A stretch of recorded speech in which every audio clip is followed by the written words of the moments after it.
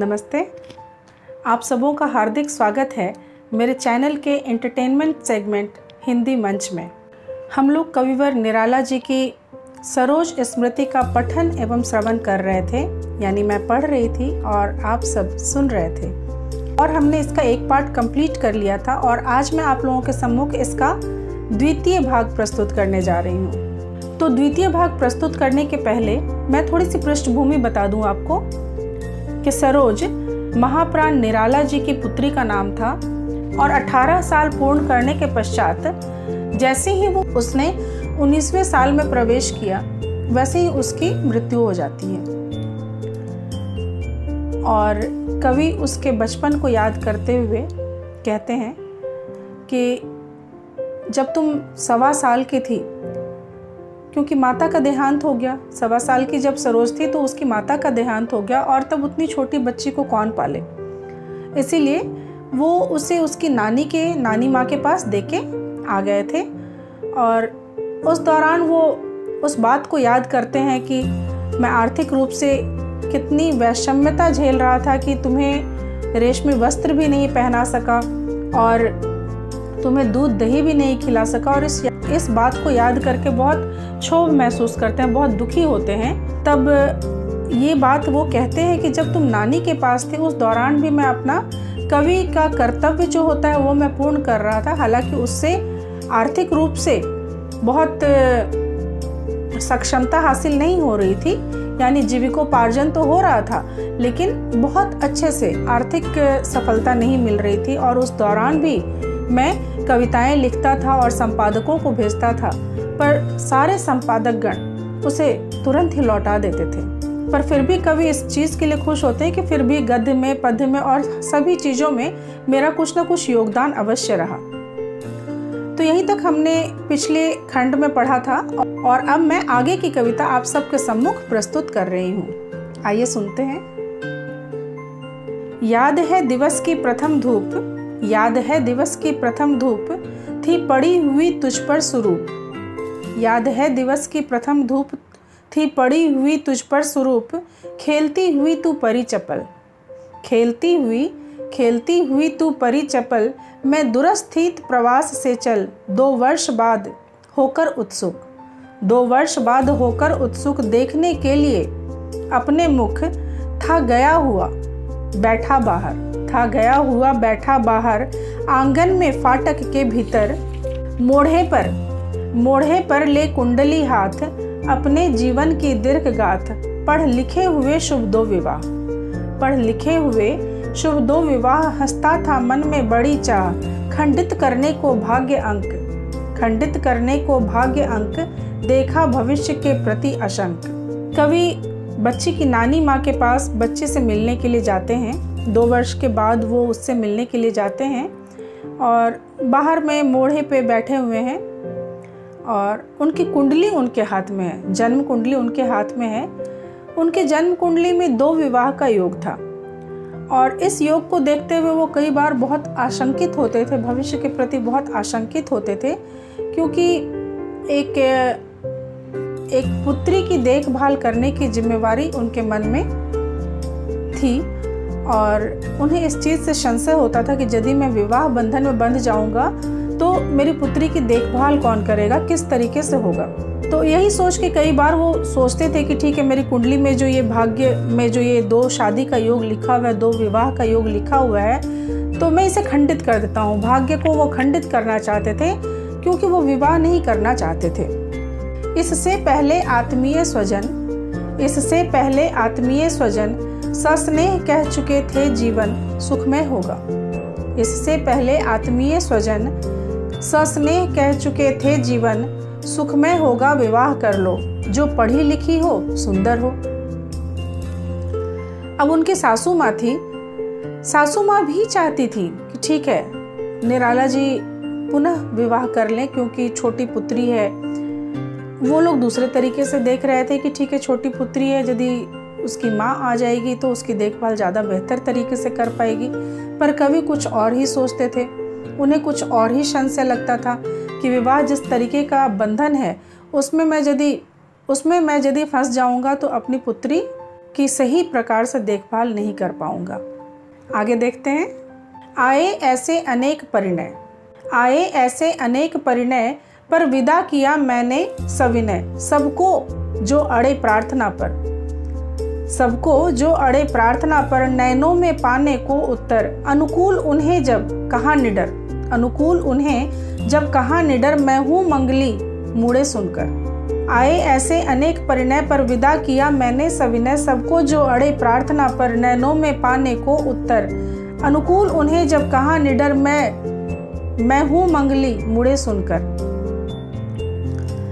अब ज्योतिष में मंगल का योग होना कितना भारी होता है ये हम सभी जानते हैं। तो चूंकि कवि को विवाह की, पुनर्विवाह की इच्छा जरा सी भी नहीं थी, इसलिए सबके कहने के बावजूद भी वो किसी न किसी तरीके से, किसी न किसी बहाने से विवाह को टालना चाहते थे।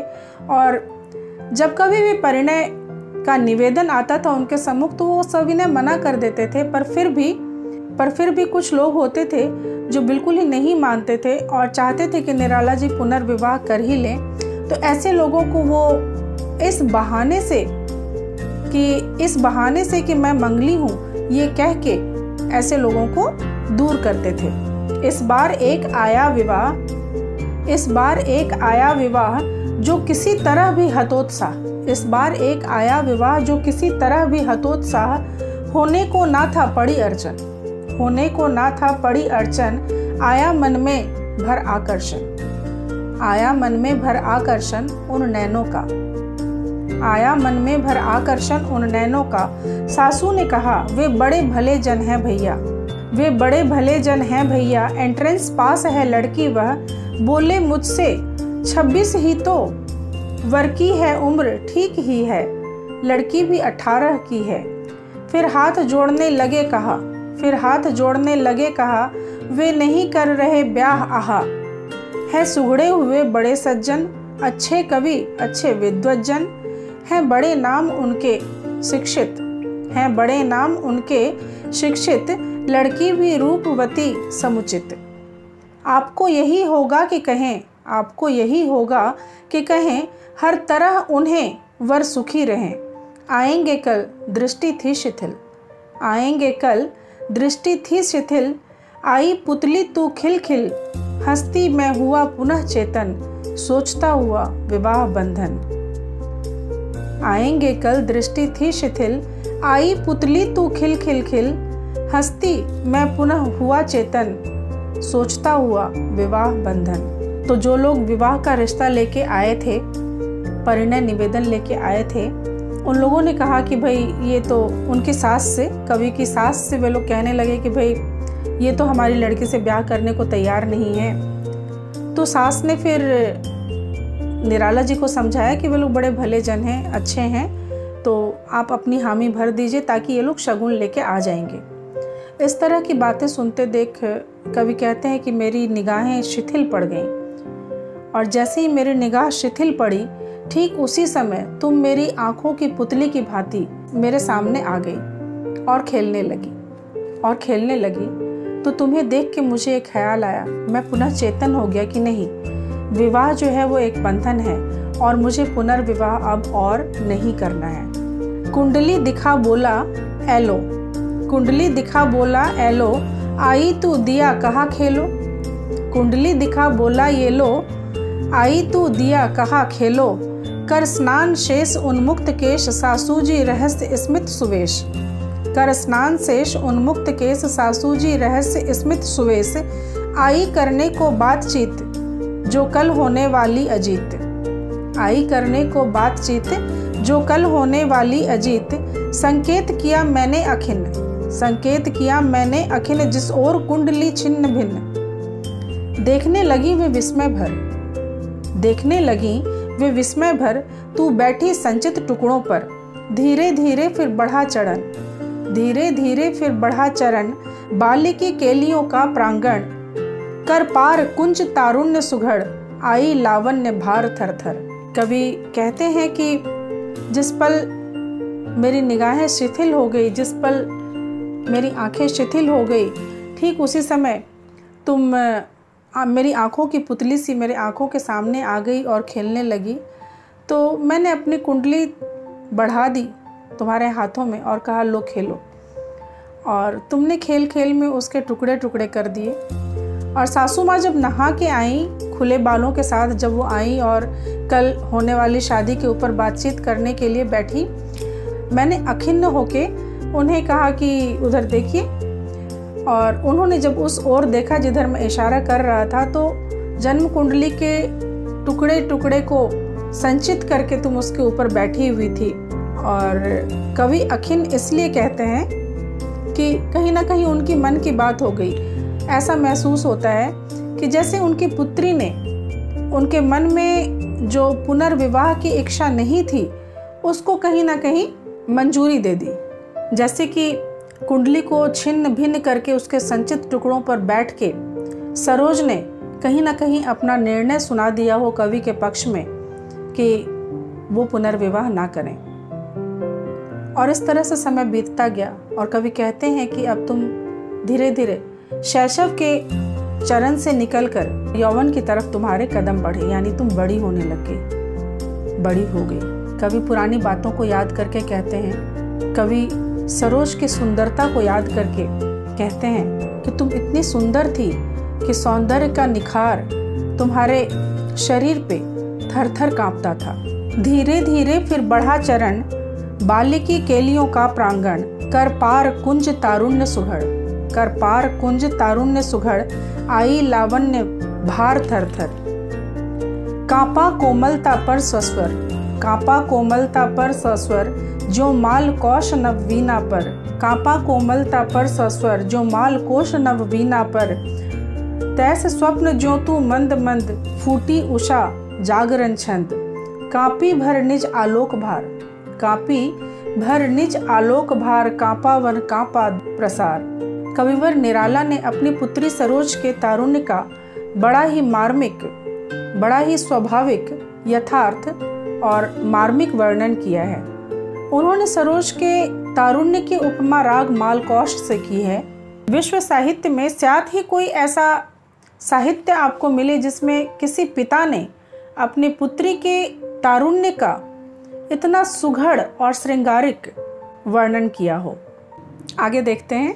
परिचय परिचय पर खिला सकल, परिचय परिचय पर खिला सकल, नव पृथ्वी द्रुम कलि किसले दल, क्या दृष्टि अतल की सिक्त सार, क्या दृष्टि अतल की सिक्त धार, जो भोगावती उठी अपार। परिचय परिचय पर खिला सकल, नव पृथ्वी द्रुम कलि किसले दल, क्या दृष्टि अतल की सिक्त धार, जो भोगावती उठी अपार। उमरता उधर्व को कल सलील, उमरता उधर्व को कल सलील, जल टल मल करता नील नील, जल टल मल करता नील नील। पर बंधा देह के दिव्य बांध, पर बंधा देह के दिव्य बांध, छलकता दृगों से साध साध। फूटा कैसा प्रिय कंठ स्वर, फूटा कैसा प्रिय कंठ स्वर, माँ की मधुरिमा व्यंजना भर। हर पिता कंठ की दृप्त धार, उत्कलित रागिनी की बहार।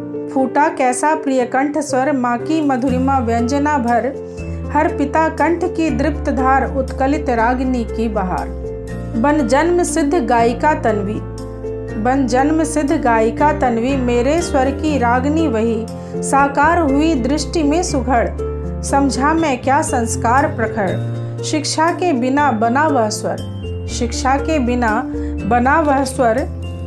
समझा मैं क्या संस्कार प्रखर, समझा मैं क्या संस्कार प्रखर। शिक्षा के बिना बना वह स्वर। बन जन्म सिद्ध गायिका तन्वी, मेरे स्वर की रागनी वही। साकार हुई दृष्टि में सुघड़, समझा मैं क्या संस्कार प्रखर। शिक्षा के बिना बना वह स्वर, है सुना न अब तक पृथ्वी पर। जाना बस पिक बालिका प्रथम, जाना बस पिक बालिका प्रथम। पल अन्य नीड़ में जब सक्षम, होती उड़ने को अपना स्वर, होती उड़ने को अपना स्वर। भर करती ध्वनित मौन प्रांतर। कवि ने यह स्पष्ट किया है कि सरोज का जो विकास हुआ, सरोज के व्यक्तित्व का जो विकास हुआ, वह माता पिता के महत् गुणों को लेकर हुआ। यानी माता और पिता दोनों के ही गुण उसमें विद्यमान थे। अर्थात कविवर ये कहते हैं कि सरोज को संगीत की कोई शिक्षा नहीं दी गई थी, पर फिर भी उसका कंठ इतना मधुर था, उसकी आवाज़ इतनी मधुर थी और ऐसा प्रतीत होता था कि ये माधुर्य उसने अपनी माता से प्राप्त की है। और उन्हें बहुत ताज्जुब होता था, उन्हें बहुत आश्चर्य होता था। और वो कहते हैं कि ऐसी मधुर ध्वनि, इतनी मीठी आवाज़ मैंने कभी नहीं सुनी। वो ये कहते हैं कि जिस तरह से बाल कोकिला जो होती है, जब वो पराये घोंसलों में होती है और उड़ने में अक्षम होती है, तो वो अपने मधुर गूंज से पूरे वन प्रदेश को गुंजायमान कर देती है। ठीक उसी तरह से सरोज को, अपनी पुत्री को वो कहते हैं याद करते हुए कि तुमने भी मेरे जीवन को संगीत से गुंजायमान कर दिया था। अपनी मधुर ध्वनि से, अपनी मधुर आवाज़ से तुमने मेरे जीवन को गुंजायमान कर दिया था। तू खिंची दृष्टि में मेरी छवि, तू खिंची दृष्टि में मेरी छवि, जागा उर में तेरा प्रिय कवि। उन मनन गुंज सज हिला कुंज, उन मनन गुंज सज हिला कुंज, तरु पल्लव कलिदल पुंज पुंज, बह चली एक अज्ञातवात, बह चली एक अज्ञातवात, चूमती केश मृदु नवल गात, देखती सकल निष्पलक नयन, देखती सकल निष्पलक नयन, तू समझा मैं तेरा जीवन। सासू ने कहा लख एक दिवस, सासू ने कहा लख एक दिवस, भैया अब नहीं हमारा बस, पालना पोसना रहा काम, भैया अब नहीं हमारा बस, पालना पोसना रहा काम, देना सरोज को धन्य धाम, सुचिवर के कर कुलीन लख कर, है काम तुम्हारा धर्म उत्तर। अब कुछ दिन इसे साथ लेकर, अब कुछ दिन इसे साथ लेकर, अपने घर रहो ढूंढ कर वर, जो योग्य तुम्हारे करो ब्याह, जो योग्य तुम्हारे करो ब्याह, होंगे सहाय हम सहोत्साह। सुनकर गुनकर चुपचाप रहा, सुनकर गुनकर चुपचाप रहा, कुछ भी न कहा ना अहो ना आहा। सुनकर गुनकर चुपचाप रहा, कुछ भी न कहा ना अहो ना आहा। ले चला साथ में तुझे कनक, ले चला साथ में तुझे कनक, जो भिक्षुक लेकर स्वर्ण झनक, अपने जीवन की प्रभा विमल, ले आया निज गृह छाया तल। कवि सरोज के तारुण्य की चर्चा करते करते कहते हैं, सहसा उन्हें याद हो आता है कि एक बार जब वो मिलने के लिए गए अपनी पुत्री से, तो सासू माँ ने कहा कि अब हमने बहुत दिन इसे अपने पास रख लिया और अब तुम इसे अपने साथ ले जाओ और कोई अच्छा लड़का खोज के जो तुम्हारे योग्य हो, उससे उसका विवाह करा दो, क्योंकि अब हम और नहीं संभाल पाएंगे। सासू माँ कह रही कि कुलीन घर वर देख के सरोज की शादी करा दो और उस अवसर पे हम भी सहोत्साह शामिल होंगे, सहोत्साह उसमें हमारा भी सहयोग होगा, लेकिन अब हम और सरोज को अपने पास नहीं रख सकते, इसीलिए तुम उसे अपने साथ ले जाओ। कवि एक पिता ठहरा, जिस पुत्री को सासू माँ ले जाने की बात कह रही हैं, उसकी माँ की मृत्यु हो चुकी है। कवि की आर्थिक स्थिति इतनी अच्छी नहीं है कि वो उसे बहुत अच्छे से रख सके। इतने सुंदर शब्दों का प्रयोग किया है उन्होंने, आप सुनिए कि ले चला साथ में तुझे कनक, ले चला साथ में तुझे कनक, ज्यों भिक्षुक लेकर स्वर्ण झनक, ले चला साथ में तुझे कनक, ज्यों भिक्षुक लेकर स्वर्ण झनक। कवि कहते हैं कि तू सौंदर्य की साकार प्रतिमा बनकर मेरी दृष्टि में, मेरे रूप में उतर आई है। मुझ कवि की कल्पना में तेरी छवि समाकर साकार हो गई है। इससे मेरा हृदय रूपी कुंज भावनाओं के कलरव में लहलहा उठा। तेरे सुंदर केशों को चूमकर पेड़ पौधों, पत्तों और फूलों की पंक्तियों में एक अनजानी प्रेरणा बनकर तेरे तरुण शरीर को देखते हुए अपलक या एकटक नैनों को देखकर जैसे प्रवाहित होने लगी। इस सब से मैंने तेरे जीवन के गरिमा गौरव को भली प्रकार पहचान लिया। तभी एक दिन सासू माँ ने मुझे लिख भेजा कि भैया, सरोज को पालना पोसना अब आगे हमारे वश की बात नहीं रही है। तो कवि अभी उसके सरोज की सुंदरता की, उसकी सुघड़ता की, सौंदर्य की तारीफ कर रहे थे और ये इसी दौरान सासू माँ ने एक दिन उन्हें लिख के बोला कि अब सरोज को संभालना हमारे वश की बात नहीं है। और तभी जब उनके कहने पे सरोज को लेकर वो निकले तो वो अपने आप को भिक्षुक के समान समझ रहे थे, और सरोज के बारे में वो कह रहे हैं कि वो जैसे किसी भिक्षुक को सोना मिल जाए, स्वर्ण मिल जाए, तो कैसे वो उसे बिल्कुल संभाल के लेके जाता है। तो कवि वही कह रहे हैं कि मैं तुझे इस तरह से साथ लेके चला जिस तरह से कि कोई भिक्षुक किसी स्वर्ण झनक को साथ लेके चलता है। और कवि के सासू माँ के घर से सरोज अब अपने पिता के घर आ गई। जैसा कि मैंने कहा था कि ये एक बृहत्तर कविता है, अतः इसे मैं 3 खंडों में पूर्ण करने की कोशिश करूँगी। आज हमारा दूसरा खंड समाप्त हुआ। इसके तीसरे खंड के साथ हम पुनः मिलेंगे। तब तक के लिए आज्ञा दीजिए। और यदि आपको पसंद आई हो ये कविता और मेरा कविता कहने का ढंग, तो लाइक कीजिए, शेयर कीजिए, कमेंट कीजिए और सब्सक्राइब करना बिल्कुल भी मत भूलिए। धन्यवाद आप सबका।